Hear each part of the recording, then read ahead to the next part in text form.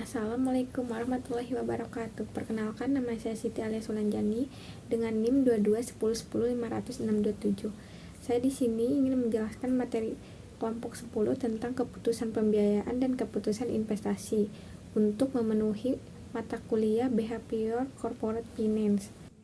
Seperti yang kita tahu, nilai perusahaan itu penting banget karena jadi salah satu yang dilihat investor.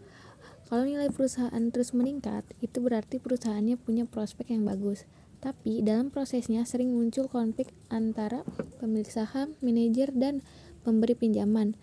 Nah, perusahaan harus bisa mengambil keputusan pendanaan dan investasi dengan baik supaya tetap dipercaya dan berkembang. Selanjutnya ada nilai perusahaan. Nilai perusahaan bisa diartikan sebagai seberapa besar perusahaan bisa memberikan keuntungan bagi para pemegang sahamnya. Biasanya, ini dilihat dari harga saham perusahaan di pasar. Semakin tinggi nilainya, berarti perusahaan tersebut dianggap makin menguntungkan. Menurut Ben Fatma dan Kowaibi tahun 2021, nilai perusahaan itu bisa dipengaruhi oleh ukuran, usia perusahaan, dan juga sistem hukum di negaranya. Sedangkan menurut Abbas dan Ayub tahun 2029 menyatakan bahwa manajemen laba memiliki implikasi penting terhadap nilai perusahaan. Hal ini menunjukkan bagaimana laba dilaporkan dan dikelola dapat mempengaruhi persepsi nilai perusahaan. Selanjutnya ada keputusan pendanaan. Keputusan pendanaan artinya gimana perusahaan cari dana buat jalankan bisnisnya. Sumbernya bisa dari dalam perusahaan sendiri, misalnya dari laba yang ditahan, atau dari luar seperti pinjaman atau menerbitkan saham. Nah, keputusan ini penting banget karena bisa mempengaruhi struktur keuangan dan risiko perusahaan. Materi selanjutnya yaitu ada keputusan investasi. Keputusan investasi merupakan keputusan yang melibatkan keputusan pendanaan di dalam dan di luar perusahaan dalam berbagai bentuk investasi.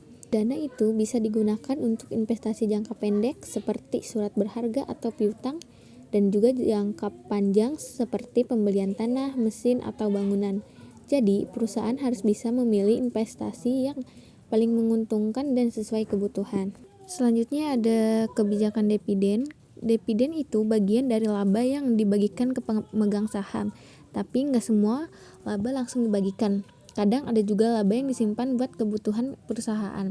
Disinilah manajer harus bisa ambil keputusan yang seimbang antara memberikan keuntungan ke pemegang saham dan menjaga kestabilan keuangan perusahaan. Selanjutnya yaitu ada kinerja keuangan.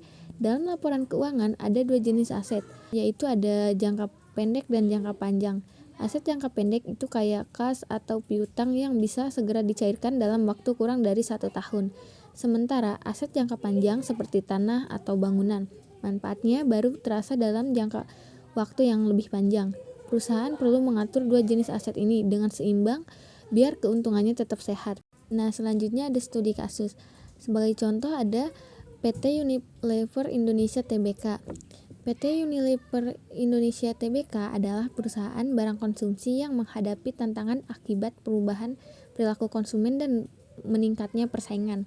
Untuk merespon hal tersebut, pada tahun 2022, Unilever melakukan investasi berupa pembangunan pabrik baru, pengembangan sistem distribusi digital, dan peningkatan anggaran pemasaran online. Keputusan investasi ini didanai dengan kombinasi dari laba ditahan dan pinjaman bank.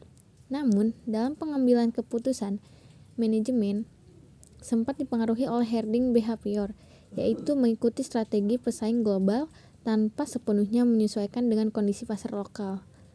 Nah, hal ini menunjukkan bahwa keputusan pembiayaan dan investasi harus dilakukan secara hati-hati, tidak hanya berdasarkan tren industri, tetapi juga mempertimbangkan karakter dan kebutuhan spesifik perusahaan. Jadi, kesimpulannya bahwa keputusan pendanaan dan investasi punya peran besar dalam menentukan arah perusahaan. Tapi keputusan ini nggak cuma soal angka dan logika aja. Faktor psikologis juga bisa ikut mempengaruhi. Cukup sekian materi yang dapat saya sampaikan. Kurang lebihnya mohon maaf dan terima kasih.